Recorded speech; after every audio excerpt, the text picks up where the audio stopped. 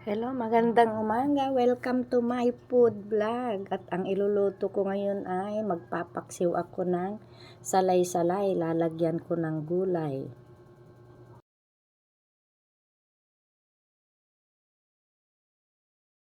At mag-umpisa na po akong magluto. Ilalagay ko na po yung mga gulay. Dito uunahin kong ilagay bago ang isda. Nalinisan ko na rin palang isda. Di ko na pinakita para hindi po mahabang ating video.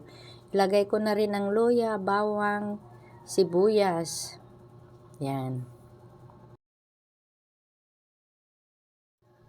At ilagay ko na ang isda, ipatong ko dito sa gulay na unang inilagay ko.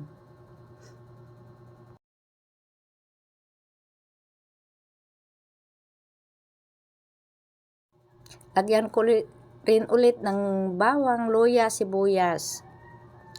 Pang toppings na ricado. Lagyan ko rin ng paminta, mga kaibigan, pantanggal lansa. Lagyan ko na rin ng asin na galing sa dagat. Ayan, tama lang po yung alat niya. Rock salt po yan, kaya hindi po masyadong maalat. O, lagyan ko na rin ng suka. Isunod ko na rin ang magic sarap. Wow, magic sarap. Bakit naman. At paibabawan ko ng siling green. 2. Saka ko sasabawan panluto ko. At tatakpan ko na. Bubuksan ko na ang aking kalan. Eto nga mga kaibigan, ang bilis kumukulo na. At ang bango ng aroma ng aking pinapaksiw. Takipan ko lang ulit. At eto na nga, kunti na lang ang sabaw. Lagay ko na yung okra. Hinuli ko po yung okra para hindi po siya masyado maluto.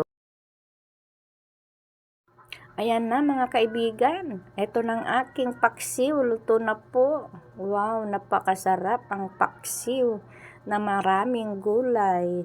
Yummy, yummy. Oo, sangka. Pati si Mengmeng, namoy na niya ang aking niluluto. Kaya nang iingay na, nagutom na. Ayan, at eto na ang kainan portion natin. Eto na ang aking paksiw na isda. Maraming gulay. Isdang pakbet, ang tawag ko dyan. Eto na yung isda. Eto naman yung ampalaya. Talong. Sili. Okra. Ayan, kain na po tayo.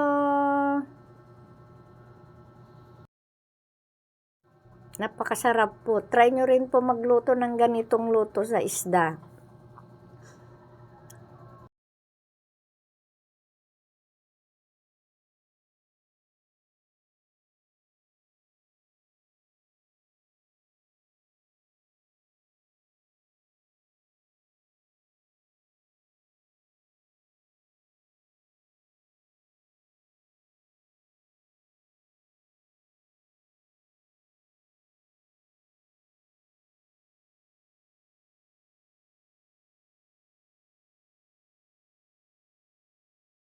At ayan nga mga kaibigan, tapos na ako kumain. O, tinik sa inyo.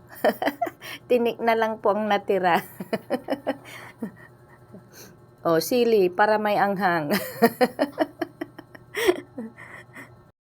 Thank you for watching.